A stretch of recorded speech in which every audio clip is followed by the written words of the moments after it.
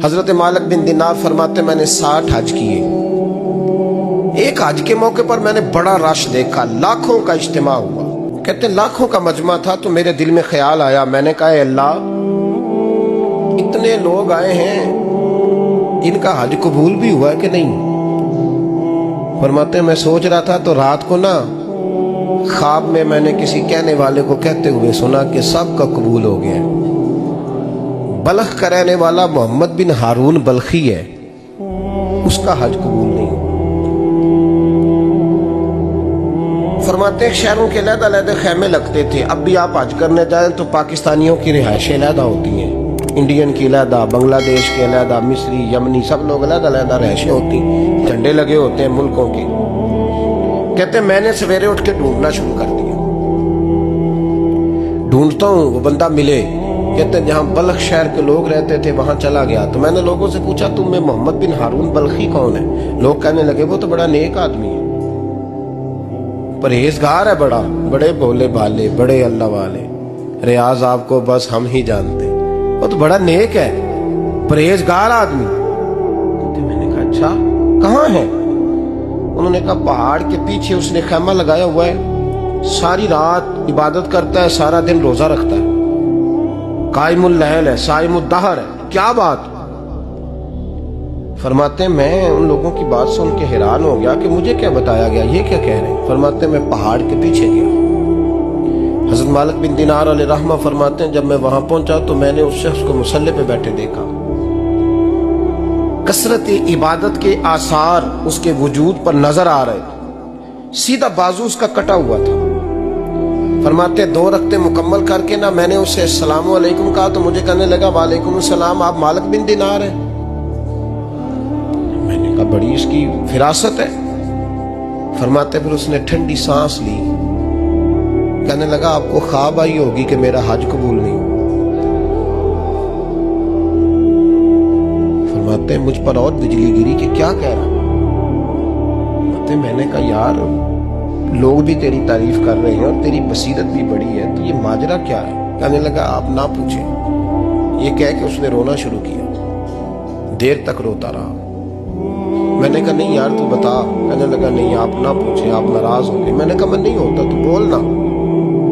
कहने लगा हुजूर 24 साल हो गए मुझे हज करते हुए, 24 साल, 24वां हज है मेरा, और हर साल कोई अल्लाह का वली आके बताता है कि जा चला जा तेरा कोई नहीं कबूल। बेपरवाही वेख सज्जन दी जिथे किसे दी पेश न जावे, उन्हें ताजा वाले दर दर रोले ते मंगतियां तख्त बिठावे। आजम किसे नु कारा मिलदा ही कोई काबे हो खाली आवे। कहते हैं उसने मुझे कहा हुजूर 24वां हज है, हर साल कोई बताता है। मैंने कहा तेरी गलती। कहने लगा मैं अपनी माँ का नाफरमान। मैंने कहा वाकया क्या हुआ। कहने लगा हजरत अल्लाह ने मुझे दौलत दी, माल दिया, जमीनें दी तो मैं अय्याश हो गया। इमाम मालिक बिन दिनार रहमतुल्लाह अलैह फरमाते मुझसे कहने लगा पैसे आए तो मैं अय्याश हो गया। रमजान का महीना था, असर के बाद मेरी अम्मा इफ्तारी की तैयारी कर रही थी, मैं गया, मैंने कहा शराब पी हुई, अम्मा रोटी दे। तो अम्मा कहने लगी शर्म कर, शर्म कर, रोजा रखा नहीं तो जिन्होंने रखा है उनका तो ख्याल कर। कहते अम्मा की बात का मुझे गुस्सा लगा। मैं कहा करता हूं बदनसीब है वो बेटा जिसका बाप उससे बात करते हुए डरता है कि पता नहीं कहां से बोलेगा।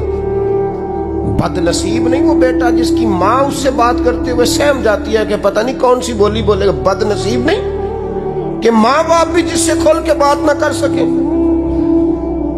हजरत मालिक बिन दिनार से कहने लगा अम्मा ने जब कहा ना शर्म कर तो मुझे गुस्सा आया, मैंने माँ को थप्पड़ मारा और मेरी माँ जलते हुए तंदूर में गिरी। लोगों ने मुझे पकड़ के अंदर बंद कर दिया कमरे में। सारी रात मैं शोर सुनता रहा पर नशे में धुत रहा। सवेरे आंख खुली तो मेरी बीवी बैग बांध रही थी। मैंने कहा कहाँ जा रही हो। कहने लगी जो माँ का नहीं बना मेरा कैसे बनेगा।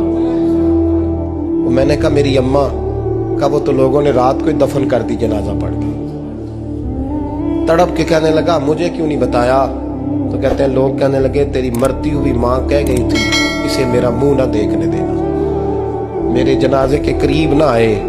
हजरत मालिक बिन दिनार फरमाते हैं जब उसने ये बात सुनाई तो मैंने भी उसके मुंह पे थप्पड़ मारा। मैंने कहा तो इसी काबिल है। कहते हैं वो रोने लगा, हुजूर दुआ करे अल्लाह मुझसे राजी हो जाए।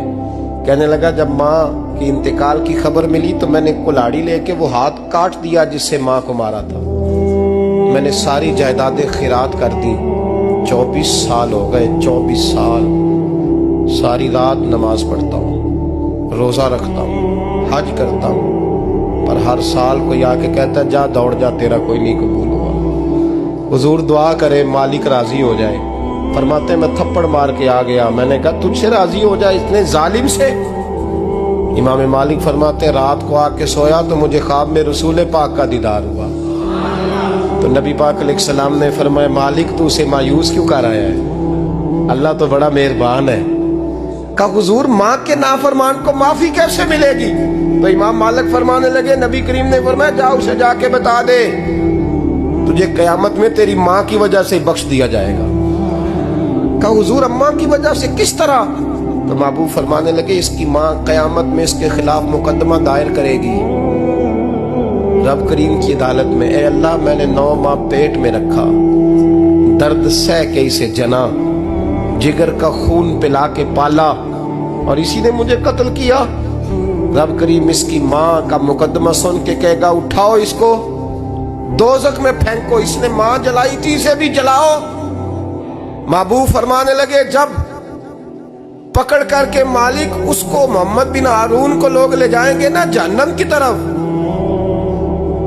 अभी फरिश्ते घसीटेंगे ही तो पलट के फिर अम्मा की तरफ देखेगा और दूसरी दफा फिर घसीटेंगे तो पलट के देखेगा और तीसरी दफा फिर पलट के कहेगा अम्मा ये मुझे जलाने लगे, अम्मा ये जहन्नम में फेंकने लगे।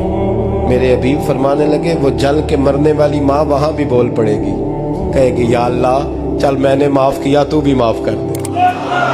ऐ अल्लाह मैंने माफ किया तू भी माफ कर दे, अल्लाह तू माफ कर दे इसे।